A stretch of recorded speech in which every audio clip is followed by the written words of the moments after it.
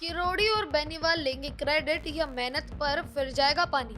SI भर्ती पर शुक्रवार को अंतिम फैसला। क्या अब फिर शुरू होने वाला है कोई नया बवाल? नमस्कार, मैं हूं खुशी और आप देख रहे हैं भारत रफ्तार।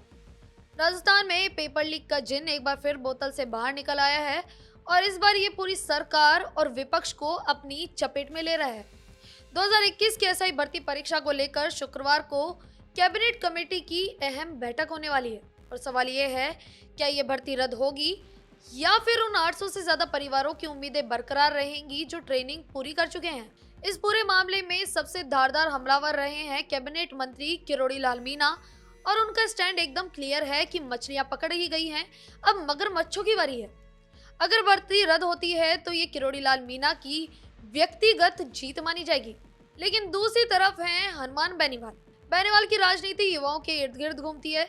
यदि भर्ती रद्द नहीं होती है तो बेनीवाल इसे सरकार की कमजोरी और सांठगांठ बताकर एक बड़े प्रदेशव्यापी आंदोलन का बिगुल फूंक सकते हैं। उनके लिए मुद्दा सीधे तौर पर अपने युवा वोट बैंक को एकजुट करने का एक जरिया है। अब बात करते हैं पूर्व मुख्यमंत्री अशोक गहलोत और पीसीसी चीफ गोविंद सिंह डोटासरा की। अगर कोर्ट या सरकार इस भर्ती को क्लीन चिट देती है तो विपक्ष हमलावर हो जाएगा। डोटासरा कहेंगे कि भाजपा के आरोप केवल चुनावी स्टंट थे जो अदालत की दहलीज पर टिक नहीं पाए। वहीं अगर भर्ती रद्द होती है तो क्या कांग्रेस इसे अपनी विफलता मानेगी? राजनीति में इसकी गुंजाइश एकदम कम नजर आ रही है। संभावना यही है कि सचिन पायलट जैसे नेता इसे पारदर्शिता की जीत और युवाओं के साथ न्याय का नाम देकर खुद को सिस्टम के सुधारक के तौर पर पेश करेंगे, क्योंकि सचिन पायलट ने अपनी ही सरकार के खिलाफ पेपर लीक रोकने और कार्रवाई को लेकर अजमेर से जयपुर तक मार्च निकाला था, जिसकी गूंज दिल्ली तक सुनाई भी दी थी।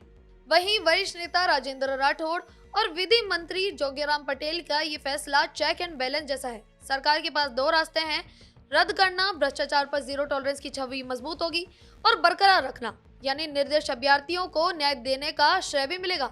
लेकिन डिजिटल दौर में सोशल मीडिया की फौज इस श्रेय को इतनी आसानी से किसी एक पाले में नहीं जाने देगी। प्रदेश सरकार इस वक्त ऐसी स्थिति में है जहां उसके दोनों हाथों में लड्डू नजर आते हैं, लेकिन चुनौती है उस क्रेडिट वॉर की जिसमें किरोड़ी लाल मीणा की जिद और विपक्ष की तीखी बयानबाजी के बीच युवाओं का भविष्य फंसा हुआ है। क्या शुक्रवार को राजस्थान की सियासत में नया मोड़ आएगा? आपको क्या लगता है इस पर? हमें कमेंट बॉक्स में जरूर बताएं और बने रहें हमारे साथ।